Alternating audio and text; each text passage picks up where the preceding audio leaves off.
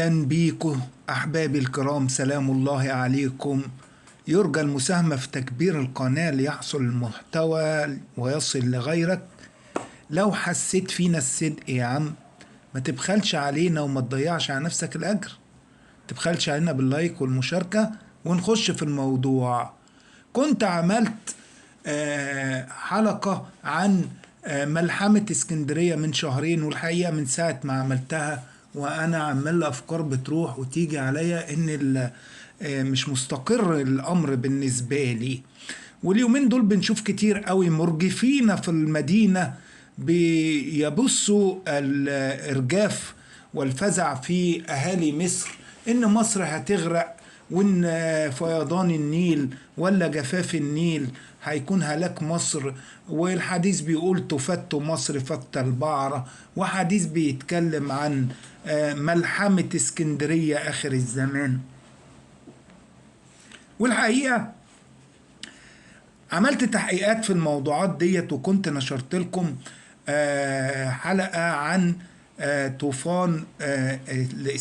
طوفان مصر وفيضان النيل أو طوفان النيل، وأثبتنا إن الكلام ده حصل ومش هيحصل تاني. والنهاردة بقى المفاجأة في موضوع ملحمة اسكندرية، والحلقة دي مخصوص للباحثين، مش مفاجأة بس للناس اللي هي السادة المستمعين الكرام، لا مفاجأة لكل الباحثين. لأني من ساعة ما عملت الحلقة دي وأنا رحت استمعت لكل الباحثين لعلي أجد شيئا غير الذي قلته أو غير الذي وجدته، فلم أجد. لكننا الله تبارك وتعالى أراد أن يفتح بصيرتنا على أمر آخر. بالنسبة لملحمة اسكندرية، يرى الباحثين في أخبار الأيام وكتب نبوءات الفتن والملاحم كثيرا روايات عن ملحمة اسكندرية في آخر الزمان. هناك مجموعة كبيرة من الأحاديث النبوية والآثار وكتب الأحاديث عن حروب بحرية وبرية شديدة ستشهدها الإسكندرية المصرية، وستكون بين الروم الغزاة وأهل مصر المسلمين.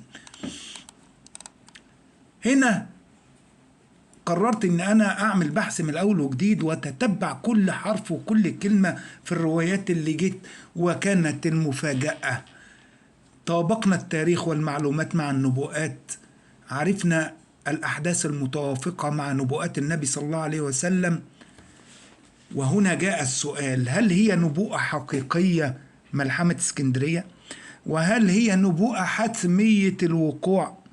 وهل وقعت ملحمة اسكندرية في الماضي أم منتظرة مرتقبة في المستقبل؟ وهل هي ملحمة واحدة أم ملحمتان أم مجموعة من الملاحم موصوفة في عدة أحاديث؟ لماذا لا تكون هذه الملحمة المذكورة مثلا موقعة ذات الصواري أو موقعة نوارين أو الحملة الفرنسية أو حملة فريزر الإنجليزية، حملة فريزر؟ ما الروم الإنجليز كانوا طرف في آخر ملحمة في اسكندرية وقوة احتلال قبل ثورة الاستقلال سنة 52 بعد فشل حملة فريزر في القرن ال18. أو ممكن تكون ملحمة اسكندرية دي حدث نبوءة مستقبلية ستحدث بعد زماننا في زمان أحفادنا غير مرتقبة الآن. الحقيقة بالبحث التاريخي تلاقي ان المسألة مش كده خالص.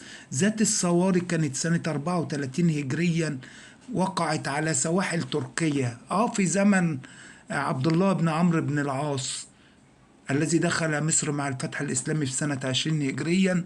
كان أميرا وابن أمير، وكان صحابي مكث في مصر حتى سنة 65 هجريا، ولم يذكر أنها هي ملحمة اسكندرية المعنية.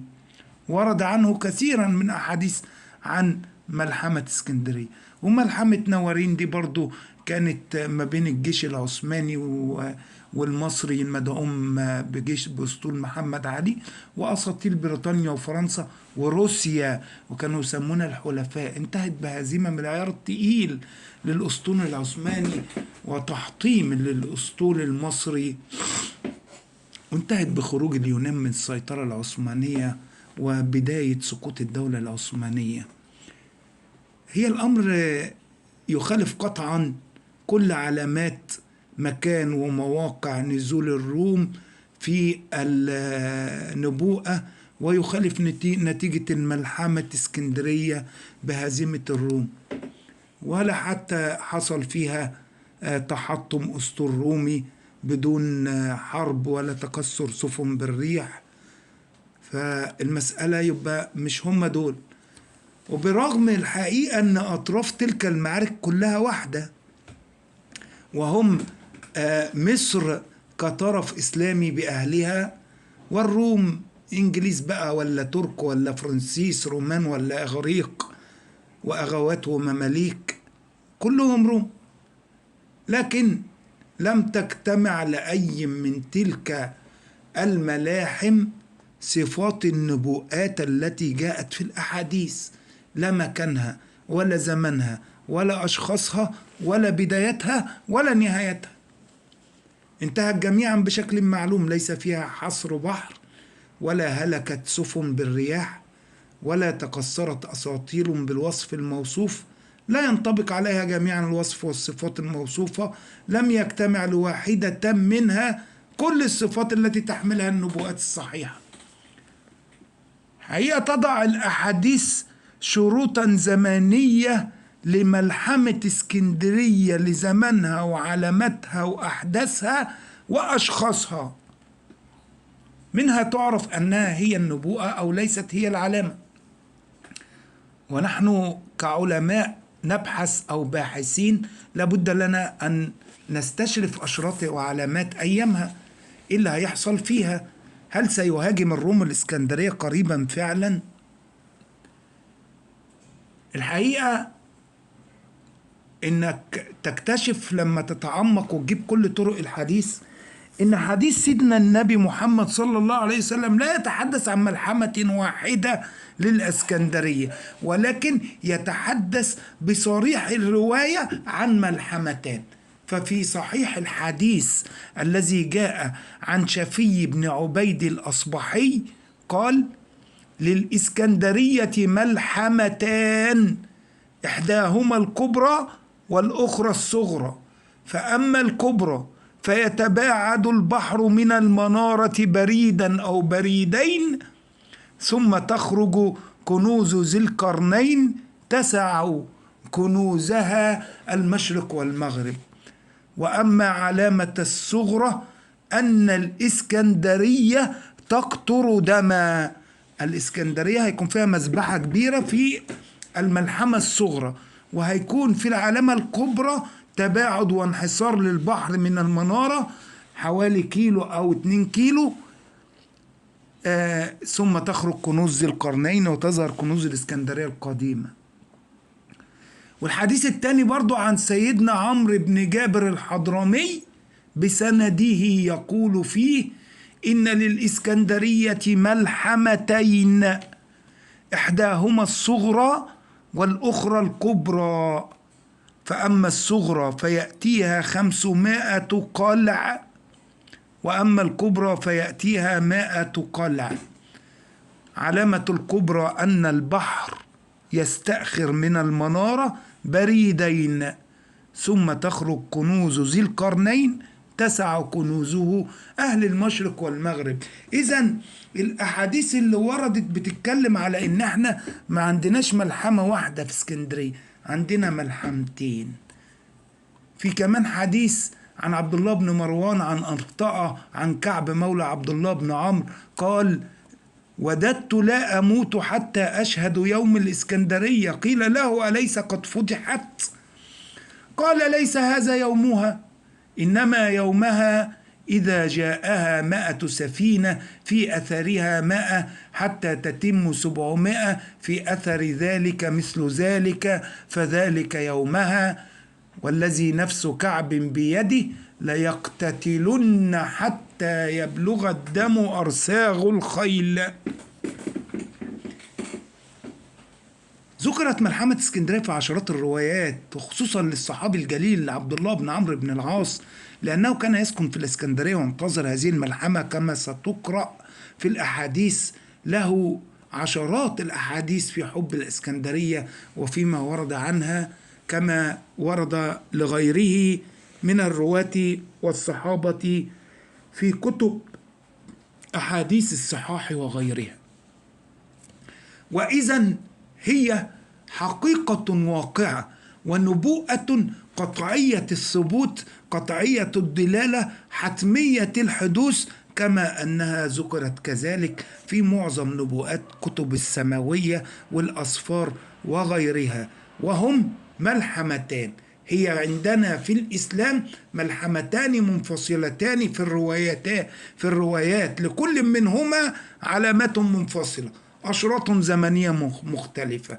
الملحمة الأولى والتي انطبقت عليها علامات الغزو في الرواية والنزول الجيش بمناطق اسكندرية حدثت في الماضي، مضت ومرت، كانت في ملحمة الإسكندرية التي وافقت الحديث على يد الملك طبارس ابن استبيان، إذ نزل بمركب بالمنارة فوضع ثم رفع ثلاثا، فإذا انتصف النهار جاءكم ب400 حتى ينزلوا عند المنارة. هذا الحديث يتحدث عن رجل اسمه، ولنحفظ الاسم ده، طبارس ابن استبيان. في الروايات ده جاي في حوالي 5-6 أحاديث نفس الاسم. في حديث عبد الله بن عمرو يقول ملك الروم في ملحمة الإسكندرية وقائدهم الخامس من ملوك الروم المعروف باسم عتيد الروم، وورد أنه الخامس من آل هرقل. في حديث نعيم بن حماد إنه كان عن عمرو بن العاص إنه كان بالإسكندرية فقيل تراءت مراكب ففزع الناس فقالوا يا عبد الله تراءت مراكب جند في البحر، فقال عبد الله بن عمرو بن العاص اسرجوا، يعني جهزوا الخيول. ثم قال من أي ناحية تراءت؟ قالوا من ناحية المنارة، فقال حلوا حلوا إنما نخاف عليها من ناحية المغرب. عن بشير بن أبي عمرو بسنده في الحديث عن ملحمة اسكندرية قال على يدي طبارس بن استبيان إذا نزل بمركب بالمنارة فوضع فيها ثلاثا حتى ينتصف النهار ينزلوا عند المنارة. وفي حديث تاني، أنا بجري بالروايات عشان الوقت، قال ملحمة الإسكندرية تقبل الروم من نحو طابلس حتى إذا بلغوا منحر البرزون السلخانة من نحو أرض ليبيا، من اتجاه أرض ليبيا من اتجاه الغرب، فيبلغ صاحب الإسكندرية خبرهم يتفاجأ بهم وهم عند منحر البرزون في اتجاه ساحل غرب اسكندرية، فيبلغ صاحب الإسكندرية خبرهم. قال فيبعث إليهم مجنبته، والمجنبة هي الحامية، قوات حرس السواحل والحدود، فيبعث إليهم مجنبته فلا يرجعون إليه. قال حتى ينزل الروم بالإسكندرية، إذن هينزلوا في الإسكندرية. فيا ليتني لحيق قريش يومئذ هنا فأقول يا أحمق احبس عليك خيلك فإنهم يغشونك. في الحديث برضو ده على طوله يقول وعلى الإسكندرية يومئذ في ملحمتها رجل أحمق من قريش، فتكون الملحمة بسوق الحيتان ويضع ملوك الروم كراسيهم، والكراسي يعني مقرات الحكم أو مكاتب للحكم، بقيسارية، وقيسارية دي يعني اسكندرية البلد ما بين المنشية ومحط الرمل وكده، والقبة الخضراء وبيوحنس. طب القبة الخضراء دي القبة القديمة بتاعت أبو الدردار اللي موجودة في منطقة المتولي، والمنطقة التانية المنشية. فبيوصف المكان وينحاز المسلمون إلى مسجد سليمان، مسجد سليمان في منطقة أبو سليمان في اسكندرية برضو منطقة الرمل. بيوصف المنطقة اللي بينزلوا فيها والمعارك اللي بيتعاركوا فيها بالكامل في الحديث. وعلى ثلاثة أيام. وفي حديث برضو رواه الإمام نعيم بسنده عن عبد الله بن عمرو بن العاص وقال فيه إن الروم تعد 700 ثم تقبل إلى الإسكندرية، وعلى الإسكندرية رجل من قريش فيكيدون المسلمين بسفاء يوجهونها إلى المسالح الصغار التي غرب. يعني بيشرح لك الخطة، هم هيجوا يجيبوا مراكب يوجهوها للمسالح الصغيرة اللي هي المغافر اللي في غرب اسكندرية. فيفرق القرشي خيله نحو تلك السفن المغربة تسايرها، تمشي ورا السفن دي عشان تخليها تغرب تطلع بره، ويبقي بعض خيله عنده. قال عبد الله بن عمرو بن العاص يا أحمق لا تفرق خيلك. قال فينزلون فيقاتلون المسلمون حتى تضطرهم الروم المسلمون إلى سوق الحيتان. سوق الحيتان ده طول عمره معروف، حلقة السمك اللي موجودة في الحقانية المنشية لغاية بحري وراس التين حتى سوق الحيتان. فيقتتلون حتى يبلغ الدم ثنايا الخيل. أحاديث بتوصف المقاتل والأحداث اللي هتحصل في هذه الملحمة الصغرى. الأولى هي الصغرى والثانية هي الكبرى. حديث برضو عن أبو زرع عن تبيع قال يكون على الإسكندرية يومئذ يوم ملحمتها رجل أحمق فتكون الملحمة بسوق الحيتان، ويضع ملوك الروم كراسيهم بقيسارية والقبة الخضراء وبيوحنس، وينحاز المسلمون إلى مسجد سليمان حتى تغشاهم طليعة العرب، وفيهم فارس على فرس أغر مجيب فيلقاه على كومة المنارة. يعني ينتهي. وعن حديث عن أبو زرع برضو أنه سمع شفي يقول يا أهل مصر ستقطع عليكم مواحيزكم فاختاروا لأنفسكم خيرها. قالوا وما خيرها؟ قال كل ماحوز لا يحيط به الماء ثم يكلب عليكم العدو ويرابطونكم في مواحيزكم حتى إن أحدكم لينظر إلى دخان قدره فلا يصل إليها شفقة أن يخافه العدو أن يخالفه العدو إلى أهله. مش عايز أشرح الأحاديث، وأتمنى يكون لغتي واضحة في قراءة الحديث لأن الموضوع كبير. وحديث تاني برضو بيقول إن أول مواحيز مصر يوم الملحمة يخربه العدو نقيوس بكوس اللي هي في أبو سليمان. وقال أبو فلو في حديثه أشاء أن أخبركم حيث يضع أمير الروم رايته يوم ينزل بين الخضراء القديم، وإن الخضراء هي القبة الخضراء القديمة في ميدان أبو الدردار في السبع بنات في اسكندرية، إلى المنارة مما يلي الإسكندرية. المنارة دي المنارة اللي دي موجودة في المكس، منطقة المكس، وهي منارة الإسكندرية القديمة الباقية شاهدة على الزمان إلى يومنا هذا. في الحديثين السابقين يحدد الحديث جهة الهجوم على مصر من جهة الغرب أنطبلس أرض لوبيا كما ذكر في الحديث، وأنطبلس ومنحر البرزون، ومن جهة الغرب ومن جهة المغرب. وأنطبلس هي العاصمة الحالية لليبيا، ولكن هنا الحديث لا يقول يأتون من ليبيا من نحو من جهة يعني من هذا الاتجاه الغربي. حديث رشدين بن لهيعة برضو عن أبي قبيل قال تكون ملحمة الإسكندرية على يدي طبارس ابن اسطبيان ابن قسطنطين ابن هرقل. طيب هنا حاجات غريبة وأسامي غريبة ومش فاهمين حاجة، نبحث في التاريخ يمكن نفهم. هنا يجب الفصل بين أوصاف وصفة ملحمتين هيحصلوا.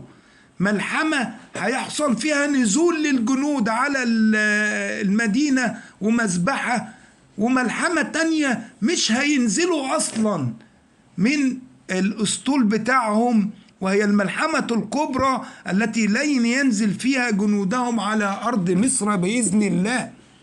وسيكون لنا في هذا الأمر توضيح، إن أردتم أن نشرحه شرحناه بإذن الله.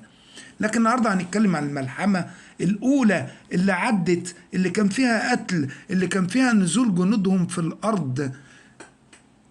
إنما الملحمة الثانية قال: فإذا ثم تأتي المسلمون راية مدد لهم، فإذا رآها الروم توجهوا إلى مراكبهم فركبوها، ثم دفعوا فصاروا حتى يقول الذي في بصره ضعف ما أراهم، ويقول الرجل الحديد البصر إني لأرى أخرياتهم.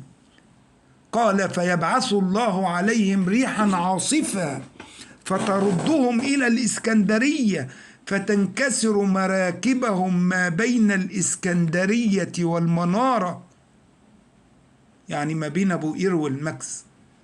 قال: فيأسرونهم بأجمعهم إلا مركبا واحدا ينجو بأهله. طيب ده دول مش هينزلوا خالص، دول هيحاولوا كمان يهربوا، الريح هترجعهم. يبقى ده هنا في ملحمتين: ملحمة هينزلوا ويدمروا في البلد، وملحمة مش هينزلوا وهيهلكوا. الحقيقة ان في التاريخ لم يحدث في الاسكندرية انحسار بحر، ولا ظهرت كنوز الاسكندرية القديمة، ولا حتى في نهاية اي ملحمة من الملاحم، ولا حملة من الحملات حدث هلاك للسفن او رجعتها الريح.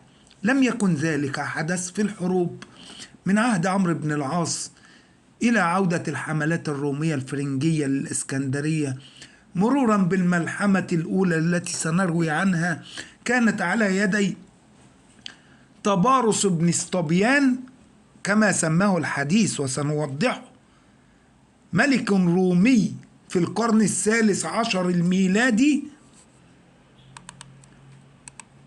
الشاهد هنا أن الأسطول الذي سيقوده جيش الروم في ملحمة الإسكندرية الأولى سينزل بسوق الحيتان، ويصل إلى القبة الخضراء وأبو قير والمنارة، وسيأتي من جهة الساحل الغربي. اسم الملك فيه معلوم، وهي حملة بحرية خاطفة سرعان ما تهزم وتعود، فليس هو الجيش ولا الأسطول الذي ستكسر سفنه وتغرق على سواحل الإسكندرية وعلى صخور شواطئها، فذلك الجيش الذي سيتكسر لن ينزل المدينة جنوده أبدا في الأصل في النبوءة. هو الجيش الذي سيهزمه الله بإذن الله، والذي بعده سيفتح جند الإسلام رومية في عقبه، وسيدخلون الفاتيكان على أجساد بطارقة الكفر والضلالة. وبما أن فتح رومية لم يحدث بعده، فإن ملحمة الإسكندرية مرتقبة ولم تحدث بعد. من هنا نفطن أن ملامح النبوءة الأولى غير ملامح النبوءة الثانية، تختلفان في الزمان والمكان والرواية والأحداث المتوقعة في كل منهما، وأنهما ملحمتان، واحدة مضت بعلاماتها كما سأبين لكم، والثانية لم تحدث بعد، هي منتظرة في أيامنا. فما هي علامات الملحمة التي مضت؟ وهل نزلت بالإسكندرية أم لم تنزل؟ لأنهم علامتين. الرواية التانية دي لسه هتحصل في زماننا. إنما الحملة الأولى كان في حملة صليبية على اسكندرية سنة 1365. احفظ التاريخ ده واكتبه على جوجل، هتلاقي كان في حملة على اسكندرية سنة 1365 بقيادة الملك بطرس ابن لوزبيان.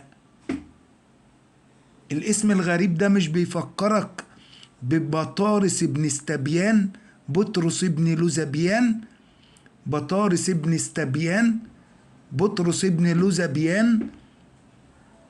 هو الملك بطرس الأول ملك قبرص التي كانت واحدة من القوى في الغربية في هذا الزمان، والذي قام بتجهيز واحدة من الحملات الصليبية المتأخرة. جاءت في فترة انحصار الصراعات ما بين الممالك المسيحية والمسلمين بعد موقعة حطين المشهورة. الخلفية التاريخية بتاعت الملحمة دي انه في القرن الرابع عشر تحديدا سنة 1365 كانت قبرص اصلا قاعدة متقدمة للصليبيين بعد سقوط معظم الممالك الصليبية في المشرق. وفي يوم 11 اكتوبر سنة 1365 أبحر الأسطول الصليبي بقيادة الملك بطرس الأول متجها نحو الإسكندرية، واستطاع الجيش الصليبي مفاجأة العالم والدخول بحملة من الجنود والسفن لاقتحام مدينة الإسكندرية بمنتهى السهولة على حين غفلة من أهلها، فقاموا بنهبها وسلبها وتدميرها، وقتلوا آلاف الناس والمصريين فيها. استمرت هذه الحملة 4 أيام فقط قبل أن تهزم وتعود بفعل المقاومة أهل مصر، قبل أن يصلوا إليها جيش المدد، جيش السلطان قلاوون الذي كان تحرك من القاهرة وفي الطريق إلى نجدة أهل الإسكندرية. هذه الحملة قام فيها الصليبيون باحتلال الإسكندرية وعمل مجزرة رهيبة سجلها التاريخ بحق السكان المدنيين، حيث قتلوا الآلاف وتم أسر العديد من أهل اسكندرية لبيعهم كعبيد. نهبوا المنازل والمتاجر، دمروا أجزاء واسعة من المدينة، لكنهم لم يستطيعوا الإقامة بالإسكندرية لفترة طويلة بسبب قلة الموارد وخوفهم من الهجوم المضاد من جيش المماليك. لذا قرر بطرس الأول الانسحاب السريع والفرار. يومها قام الشعب المصري السكندري بعمل ملحمة في الدفاع عن مدينته واستعادتها من يد قطاع الطرق وقراصنة البحر. وبعدها قام الحكام بتحصينها بشكل أفضل. بعد ذلك إبان حكم السلطان قلاوون أدى إلى تعزيز دور المماليك كقوة حامية للإسلام في المنطقة. بقى بعد كده احنا اللي هنحميكم. الحملة دي قادها بطرس الأول، وكان اسمه الملك بطرس، وهو على وزن بطارس الذي ذكر في الحديث. وأبوه أو أسرته اسمها أسرة الملك استبيان، وفي الحديث بطارس بن استبيان. فدي أول نقطة. الملك بطرس الأول ملك قبرص ده جاء إلى الإسكندرية في حملة مفاجئة، وبدأ يومها سلسلة في المدينة من المعارك والاشتباكات الخاطفة السريعة. هدف الحملة دي كان تدمير المدينة وسرقة خيراتها ونهبها لتضييق التجارة على المماليك والانتلاع النزاعات بين المماليك والصليبيين في البحر الأحمر كثيرا. الحملة بدأ التخطيط لها من قبل بطرس الأول ملك قبرص ده، الذي كان يسعى للانتقام من المماليك بسبب مهاجمة تجارته، أو هذا ما كان يعلنه، في البحر المتوسط وتهديد لهم لمصالح الصليبيين. تحالف هذا البطرس مع من يسمون في ذلك الزمان فرسان القديس يوحنا. فكركوش بفرسان الهيكل، هم دول كانوا الجدود فرسان الهيكل. فرسان القديس يوحنا في القرن الثالث والرابع عشر وتحالف كذلك مع بعض القوى الصليبية الأخرى، قرروا أن يهاجموا الإسكندرية بهدف تدمير أكبر المواني في البحر المتوسط ومراكز التجارة. وكان ذلك في أكتوبر 1365 ميلاديا، حيث تحرك الأسطول في رحلة مباشرة إلى الإسكندرية يحمل آلاف الجنود وعشرات السفن. وصل الأسطول الصليبي إلى الساحل المصري يوم 9 أكتوبر 65 13. كانت اسكندرية في ذلك الوقت تحت حكم المماليك في عهد السلطان قلاوون، لكن القوات المملوكية كانت قليلا نسبيا لأمان المدينة وعدم توقع المفاجأة الهجومية. الهجوم كان مفاجئ وغير متوقع، والدفاع كان في اسكندرية غير مستعد. الأسطول الصليبي أسرع، يعني أبحر بسرعة ومكر وحيلة دون تحذيرات، وجه نفسه اتجاه الغرب عشان ما يبانش ان هو هيخش في اسكندرية، مما جعل الدفاعات تتراخى وتكون ضعيفة. وعند وصولهم فورا بدأ الصليبيون في إنزال القوات بالقرب من الميناء، وأقاموا بنهب المدينة وقتل العديد من السكان. الغريبة أن جنب الميناء ده هتلاقي حتة اسمها السلخانة، منحر البرزون. والبرزون ده نوع من الغنم قديما يسمى البرقي أو البرزوني. مشهور برضو في مصر الغنم البرقي والبرزوني ده. ومنحر البنزون اللي في الحديث يعني عند السلخانة بجانب المينا، كده تجتمع المكان والزمان واسم الملك. إذا الملحمة دي عدت كمان الأحداث والنزول والأماكن اللي نزلوا فيها والأماكن اللي احتلوها برضو عدت. إذا هذه كانت ملحمة الإسكندرية التي حدثت والتي وصفت باسمها ووصفها وشكلها ومكانها وعدد أيامها ومعاركها وأحداثها وانسحابها واسم الملك فيها. هي حملة بطرس الأول على الإسكندرية اللي بدأت بهجوم مفاجئ يوم 9 أكتوبر سنة 1365، حيث تمكن الصليبيون وقتها من نهب المدينة، السيطرة على بعض أجزائها، لكن بعد عدة أيام أو 3 أيام بالتحديد من القتال والمقاومة من قبل المصريين، اضطر الأسطول الصليبي للانسحاب وسحب الحملة التي تركت على المدينة أثرا مدمرا.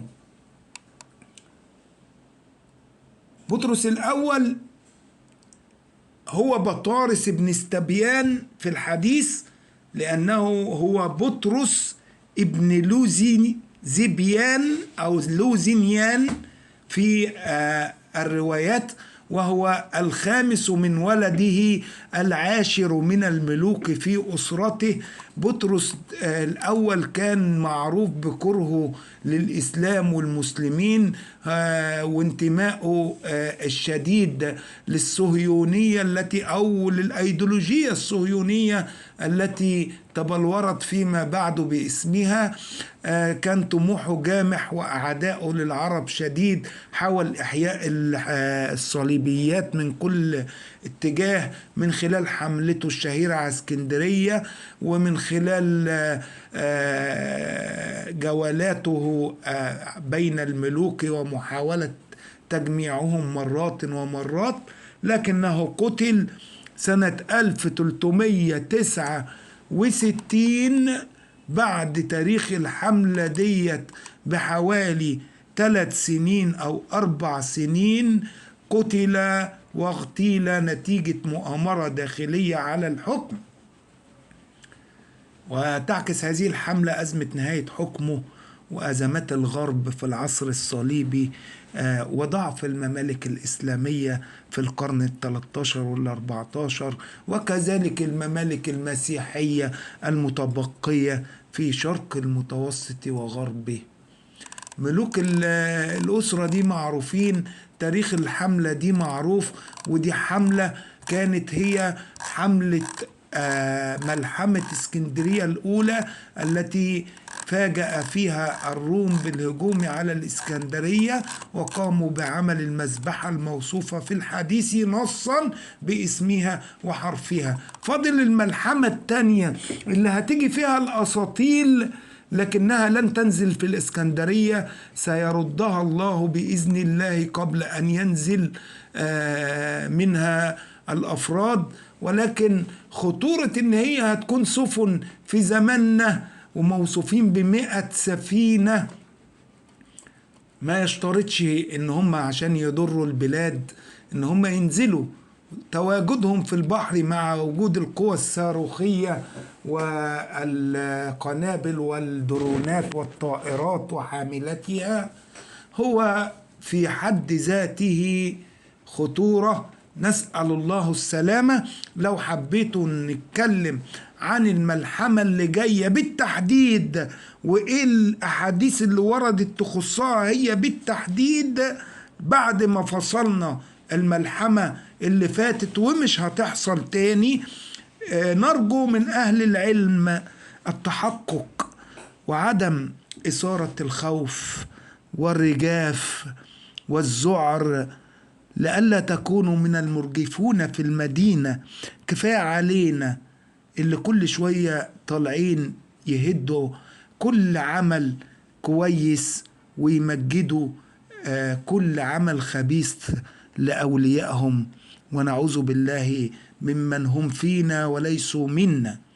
نسأل الله تبارك وتعالى السلامة لمصر وأهلها، وأن يجعلها بلدا آمنا مطمئنا سخاء رخاء إلى يوم الدين وسائر بلاد المسلمين. نسأل الله أن يجعلنا هداة مهتدين غير ضالين ولا مضلين، يهدينا إلى الحق بإذنه ويثبتنا عليه بأمره، إنه على ما يشاء قدير. اللهم اهدنا واهدي بنا واهدي لنا واهدي إلينا، واجعلنا للمتقين هدى، واجعلنا علما لمن اهتدى.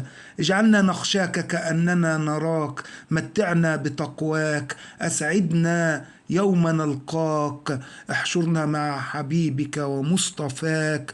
اللهم سبحانك وبحمدك أشهد أن لا إله إلا أنت وحدك لا شريك لك، أستغفرك وأتوب إليك.